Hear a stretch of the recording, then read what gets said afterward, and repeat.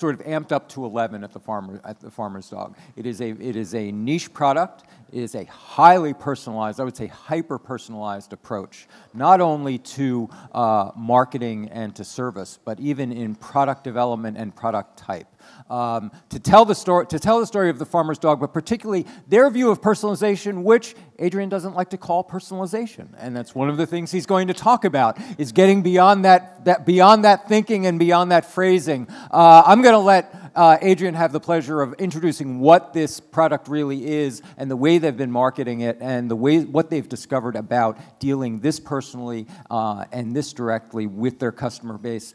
Adrian Evans is the growth manager at the Farmer's Dog. He's about to tell you exactly what this really is all about. Adrian Evans. Oh, sorry, man. Cool. Is this on? Oh, can we hear me? Yeah? Okay. Yeah, thanks. That's a way overhyped introduction. We're not nearly as cool as Steve just made it sound, but I do appreciate that.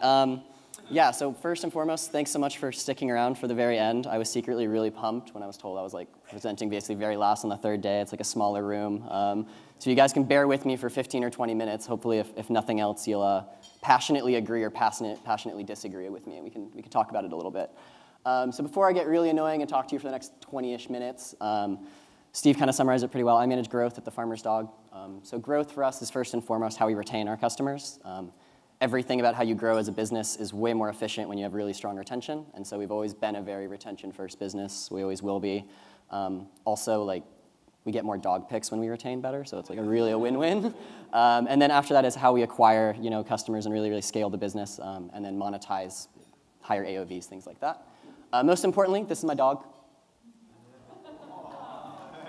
I'm going to be honest, I included that slide just so I could get that reaction of people going, oh. Her name's Amelia Ginny Evans. We'll talk about why her name's Ginny a little bit later, but she's the best, and I mean, she's the reason why we do what we do. For those of you who own a dog, you think about them as a family member, and so it's a really interesting thing, right, that trusting your dog's food is such a huge part of your relationship with your dog. Dogs love you the most when you feed them. It's how they're hardwired. It's their survival instinct.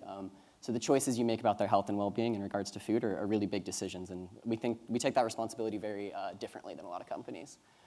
So the way our company was founded, it was two co-founders, Brett and Jonathan. This is Brett with his dog Jada. She's absolutely amazing. And so what happened is when Brett was living in Florida, he adopted Jada, and for like the first 2 years of Jada's life, she was just crazy sick. I'm glad we're not eating anymore, but basically like vomiting every day, crazy diarrhea, like he'd have to roll up the rugs in his apartment when he left home. And for anyone who has a dog or even a human child, that's like an incredibly hard thing, right? For someone, like a family member to be constantly sick. So at the time, he tried literally every single pet food on the market, basically. Like he has this picture of his closet, and it's like all pet food bags.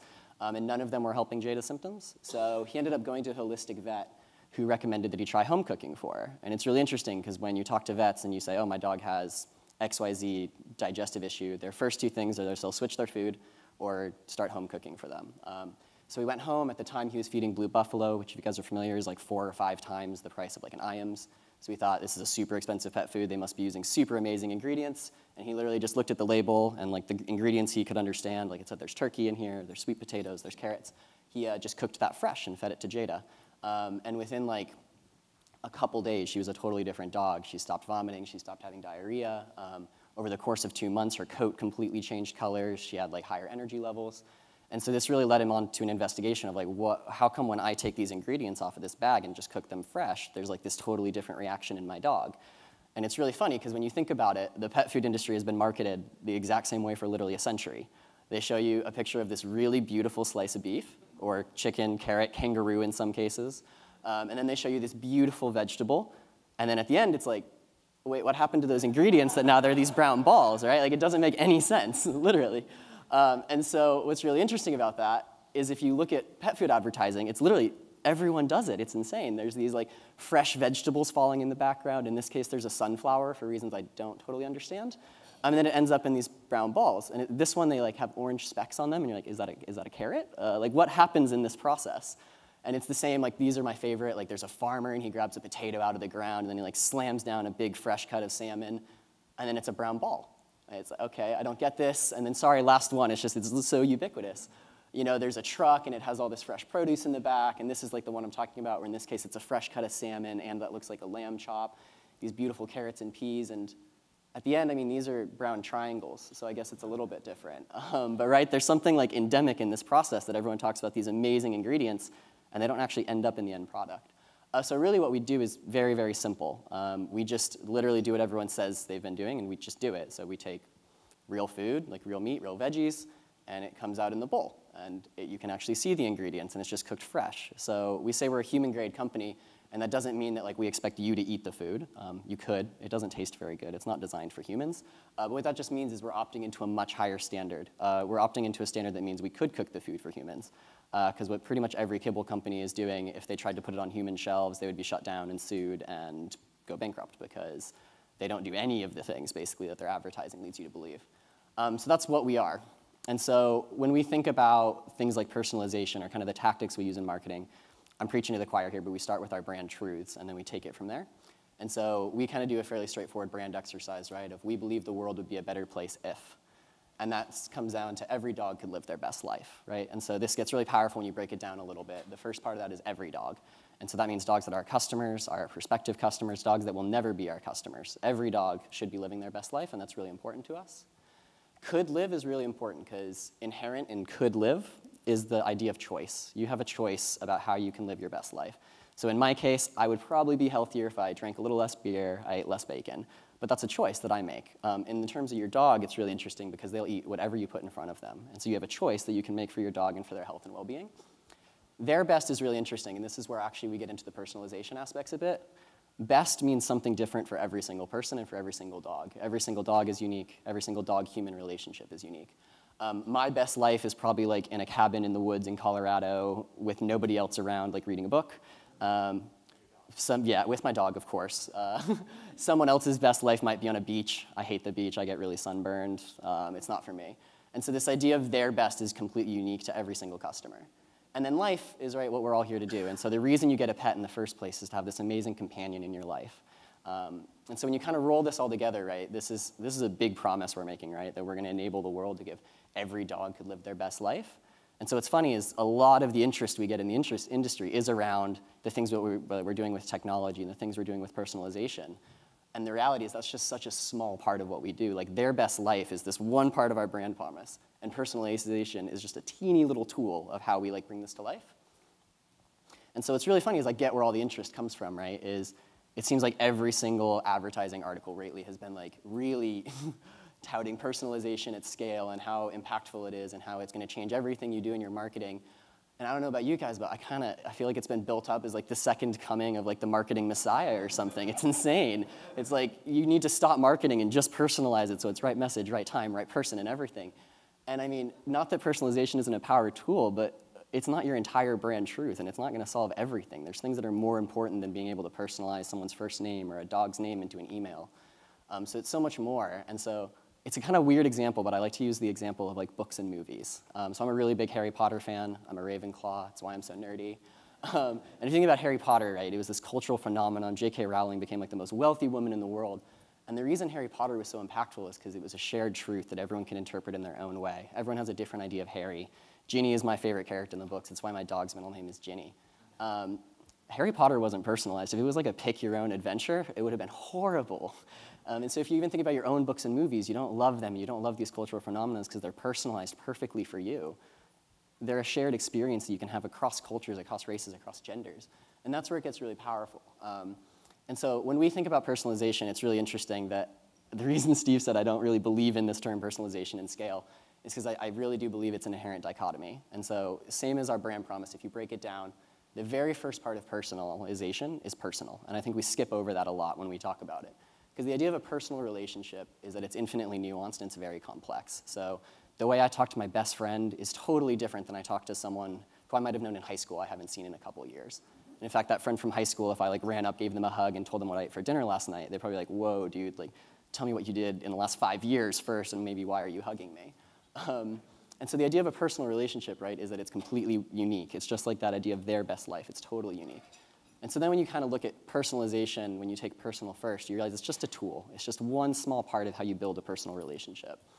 And then at scale, right, the very concept of scale, which we've talked at endless amounts at this conference, is that you can do something with the same or similar efficiency one time as you can do it 1,000,000 times. So you spend $100 in marketing, you spend $1,000,000 in marketing, hopefully your CPA is the same, if not better. Right? That's the idea of scale.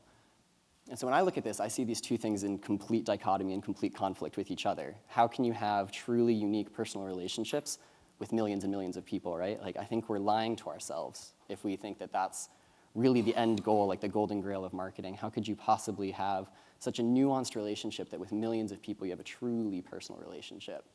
And so I think when you kind of take that impetus off of like we have to personalize every single thing we do for every single person, you pivot to thinking about how can we just use personalization to influence personal relationships. And so we talk about this as in a sense of like moments that matter, right? And this isn't like a unique term. I mean, there's a literal speaker earlier this week who uses the same term. But the idea of a moment is that it's an opportunity to build a personal relationship. And the idea of moments that matter is that they matter not only to the consumer or the user, the customer, whatever you call them, but they all matter to you as a business. So it's a two-way street. It's like an agreement. And that's where like not every brand is going to be ubiquitous in every single part of a person's life. For us, we're really prevalent in how they feed their dog, but they probably don't care to hear about us about like what we think's going on in pop culture. You know, that's not like, we don't have permission from our customers to talk about that. And so when you think about moments that matter, you kind of get to take the weight off of this idea of personalization at scale, and you just get to pick some moments that are really, really important. And so I figured the best way to do this would kind of just like walk you through what an average life cycle looks like at the farmer's dog. Whoops. This is an old one, whatever. So in your first box, right, you get a personalized feeding guide. So you go through the site and you fill out a whole bunch of information about your dog. And what's funny is we don't do that just so that we can send like personalized marketing. We actually do that so we can make the product itself. So if you're coming to us, we're solving a problem, and the thing we need to solve is like your dog needs a better food. And so if your dog's a little bit overweight, we need to adjust their calories, things like that.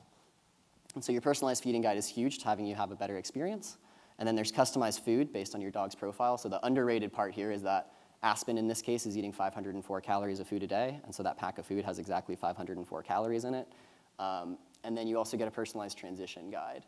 And so when you actually zoom in on the pack, right, this is like where personalization comes into play. We're running a whole lot of fairly sophisticated stuff here, where you have the dog name. This isn't personalized just because we wanted to do personalization. If you have a multi-dog household, you need to know which dog gets which food.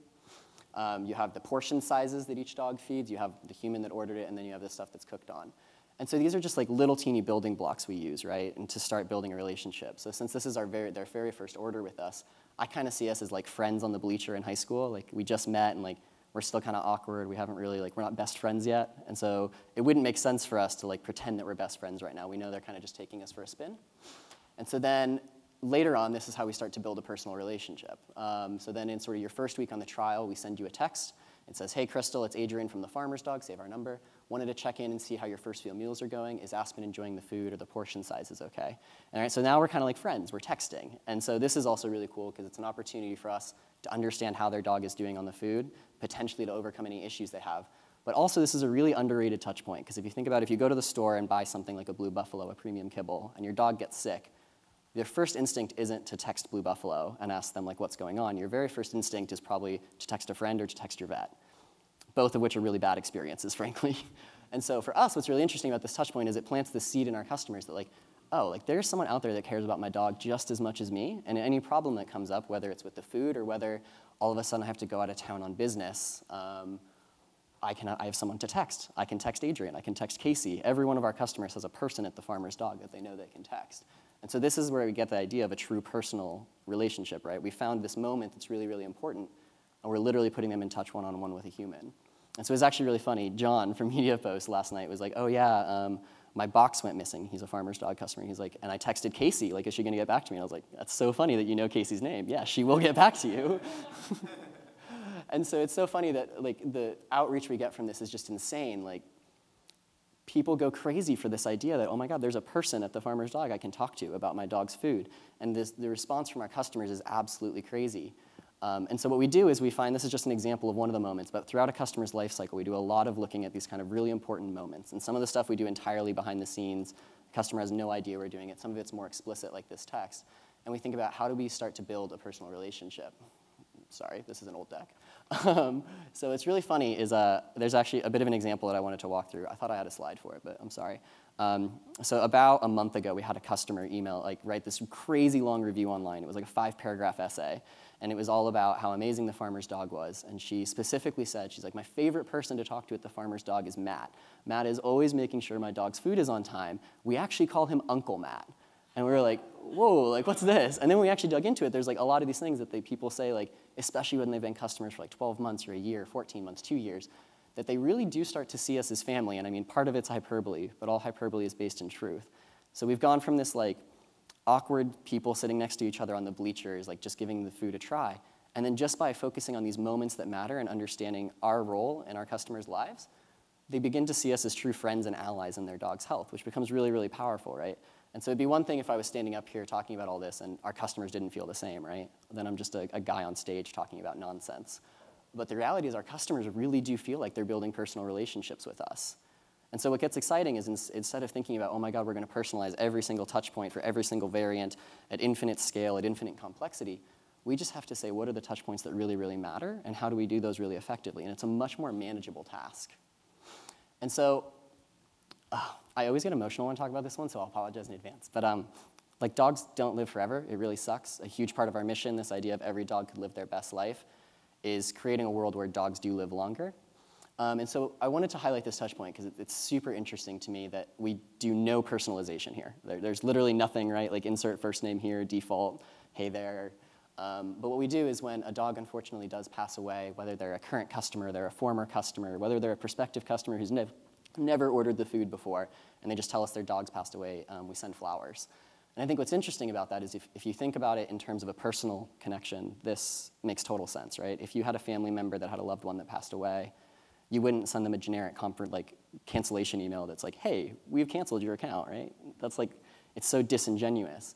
But so if you think about it we actually have a personal relationship and we're working on a mission to build these relationships, this makes a lot of sense. From an economic standpoint, it makes no sense, right? This is essentially a customer that has churned. They're never going to order from us again unless they get another dog, and we're sending them a very expensive gift of flowers, right? But if you really focus on the personal relationships instead of this idea of we're going to drive crazy efficiency with personalization at scale, it all just begins to make a whole lot more sense to me.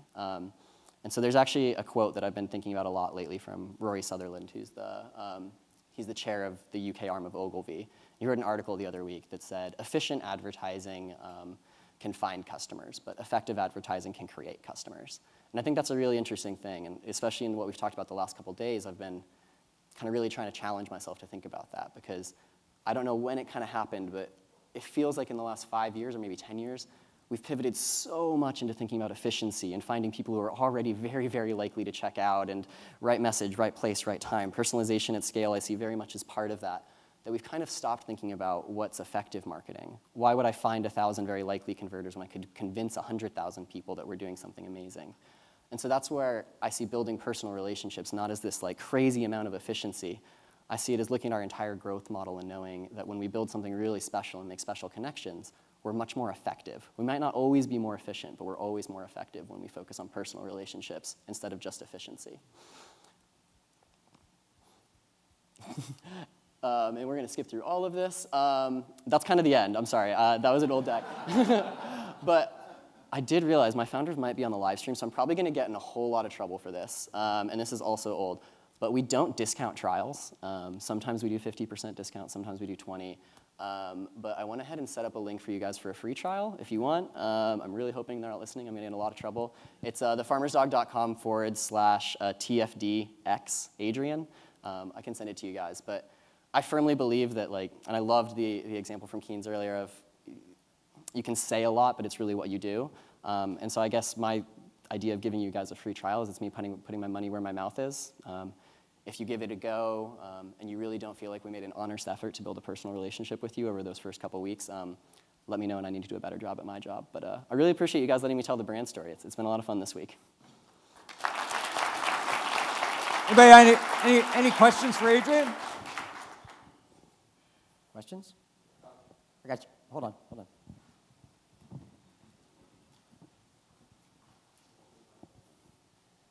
Hi, I'm Stephen Ryan with Trendline Interactive here in Austin. Great presentation, Adrian. Thank you. Love it. Love the whole thing. Although yours is a unique business model, and so I'm interested to know, as you scale, how you're going to continue to personalize from a meal-by-meal basis, as, you know, production and everything else, because outside of marketing, you got to keep up with production. So what's the plan there? Sorry, so is the question how we're going to continue to personalize our production? No, so, you know, obviously your business model is you're producing customized meals for each and every customer, for each and every dog. So as you scale, is that something that concerns you? I mean, how many customers do you have now, and how many customers do you plan on having, and do you continue to personalize each and every meal? Yeah, so I can't share how many customers we have right now. Our venture capital firms would kill me. But I think what's really interesting is we don't think of personalization as actually like being restrictive to scale. If anything, actually, because the way we cook the food to meet demand, we're more efficient in cooking food than, let's say, a commercial pet food company. And so it's actually a fairly straightforward step in our supply chain that basically, as the packs come out, they just get printed on, right? So there's some pretty crazy technology going on behind the scenes, which is why we've built everything from our front-end site to our CRM to actually sort of the production capacity on the back end in-house. And so it's also just such an important moment because every dog is unique. And so to actually optimize a dog's health to be perfect for them, you have to personalize it.